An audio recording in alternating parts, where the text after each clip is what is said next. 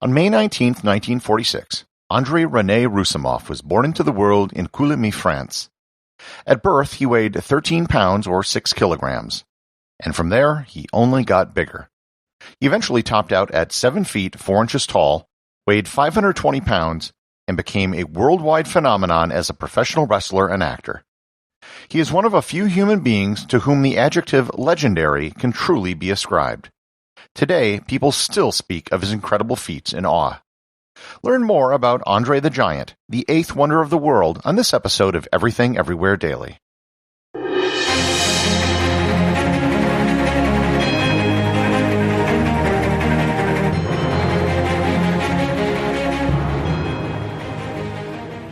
This episode is sponsored by the Travel Photography Academy. In 2007, I sold my home to travel around the world. I bought an expensive camera that I didn't know how to use and took a bunch of terrible photos. Several years, 100 countries, and tens of thousands of photos later, I'd improved my photography to the point where I was winning national awards, being named Travel Photographer of the Year 3 times in North America. I created the Travel Photography Academy so you don't have to spend the many years that I did to improve your photography. Even though we can't easily travel right now, you can still work on improving your photography at home and in your own community. Just go to travelphotographyacademy.com or click on the link in the show notes to start improving your photography today.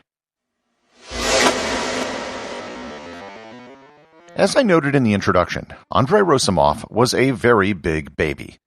He was born in rural France to parents who were farmers. He grew up very quickly. By the age of 12, he was already 6 feet 3 inches tall, or 191 centimeters. At the age of 14, he finished school, as that was the end of compulsory education in France at the time.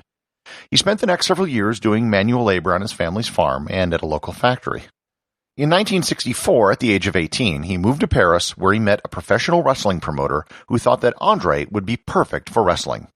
Needless to say, he was right. He began wrestling in France under the name the Giant Fier, in reference to a French folk legend. He then began working all over the world where he would be the main attraction. He worked in Japan, Canada, Germany, the UK, and the US under the name the Monster Roussimoff.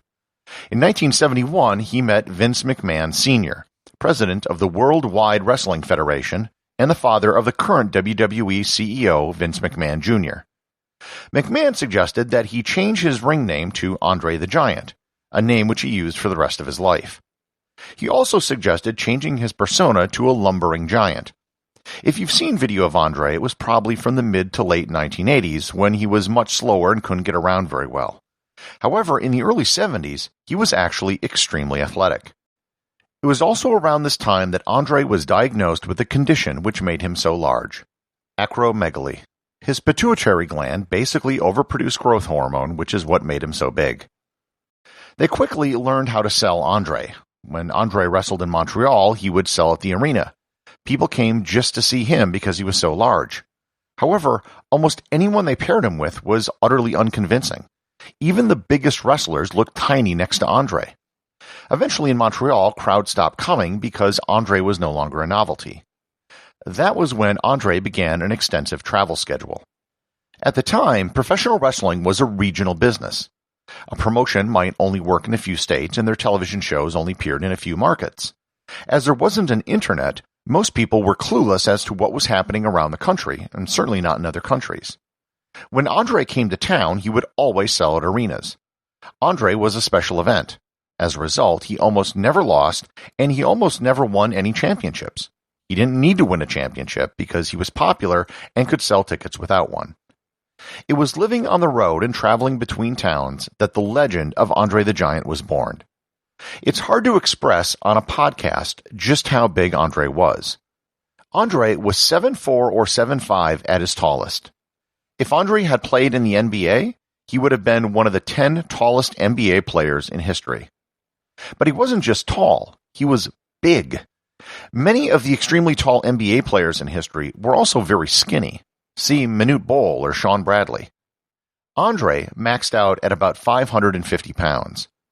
When he was in the ring, other wrestlers who were otherwise large, burly men would be treated like rag dolls by André. Even though the matches were predetermined, André could still beat you up pretty bad in the ring if he didn't like you, and there wasn't much you could do about it because he was Andre the Giant. Andre's size was an issue when traveling. Nothing fit him. When he flew, he had to take up 2 seats in first class just so he could fit. All of the beds, showers, and toilets were too small for him. He literally couldn't go to the bathroom in most airplanes. When he was in Japan, taxis would often refuse to give him a ride. One time, he hid around a corner while another wrestler hailed a cab. When it stopped, Andre came out and the cab driver started yelling, "No, no, no." He tried to drive off, but Andre picked up the back bumper of the car, preventing him from going anywhere. He was once scheduled to be in a match with a real boxer named Chuck Wepner. This wasn't a predetermined match. It was intended to be a real fight, and he was a heavyweight boxer. During the match, all he could do was throw ineffective punches at Andre until Andre became annoyed.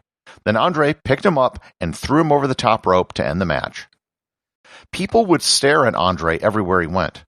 One of the things he enjoyed about wrestling was being backstage where nobody would stare at him. One night at a bar, a drunk guy wanted to fight Andre. He didn't want to have any of it, so he even offered to buy the guy a drink. The guy kept coming at him, so Andre picked him up by the collar and the belt, threw him across the room against the wall, and broke several of his ribs. He went to dinner with Arnold Schwarzenegger once when Arnold insisted on paying. Arnold got up to pay at the front desk when Andre literally picked him up and brought him back to the table saying, "I pay." As impressive as the stories are of Andre's size and strength, the stories all his wrestler friends tell are about his drinking. Andre the Giant might have been, without any exaggeration or hyperbole, the greatest drinker in human history. These stories aren't just a few urban myths that are unconfirmed. There are dozens and dozens of people who all have different stories of Andre the Giant over the years that all share the same basic theme.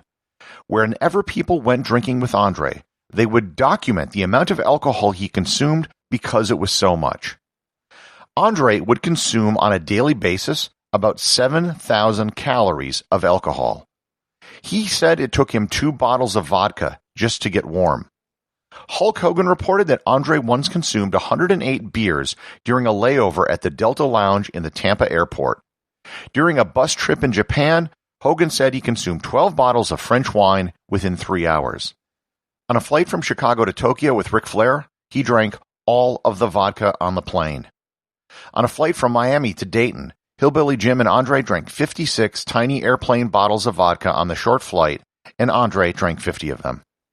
Gerald Briscoe confirmed that Andre would drink 6 bottles of Portuguese wine before he had a wrestling match. One night there was a last call from a bartender, so Andre ordered 40 vodka tonics.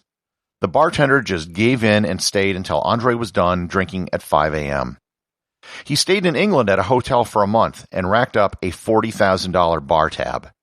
Perhaps his most famous bout of drinking was when he went out one night with wrestlers Mike Graham, Dusty Rhodes, and Michael Hayes. All 3 men confirmed that Andre consumed 156 beers that night. Andre once fell on a man in New York when he was drinking. After that, the New York Police Department would have an undercover officer follow Andre when he went out drinking, and Andre would buy the cop drinks. He once passed out in the lobby of a hotel. The hotel didn't know what to do, so they put velvet ropes around him and let him sleep. He took his co-star from The Princess Bride, Carrie Hughes, out drinking one night. At one of his favorite bars, he ordered the usual. His usual was a pitcher filled up with every form of alcohol the bar had. The pitcher fit in his hand like a drinking glass would fit in most people's hands. He called his drink the American. One of the reasons why Andre drank so much is that he was in constant pain. Once he entered his 30s, his size began to cause problems. He had constant pain in his joints and back. By the time he was on the set for the movie The Princess Bride, he couldn't hold the 110-pound Robin Wright in a scene. They had to use a harness because his back hurt so much. Andre was undefeated for 15 years wrestling in the United States and Canada. By 1987, Andre's physical condition had gotten worse, and he knew that his career was winding down. At WrestleMania 3 in Detroit, in front of the largest indoor crowd in history, Andre lost to Hulk Hogan, passing the torch and mostly ending his career. He still did a few matches and made some appearances after that, but it was never the same. In January 1993, while attending his father's funeral in France, he passed away at the age of 46. The cause of death was believed to be an excess of fluid around his heart. He was the first person inducted into the WWE Wrestling Hall of Fame. While there have been other wrestlers since then who've come close to his size, no one has ever been able to really replace him. Billy Crystal wrote the movie My Giant based on his friendship with Andre. It's hard to believe it's been almost 30 years since Andre the Giant passed away. He was such a singular and unique person that the stories about him are still shared by people who've had the pleasure of meeting him. Their stories keep alive the legend of Andre the Giant. Executive producer of Everything Everywhere Daily is James Makkyla. The associate producer is Thor Thomsen.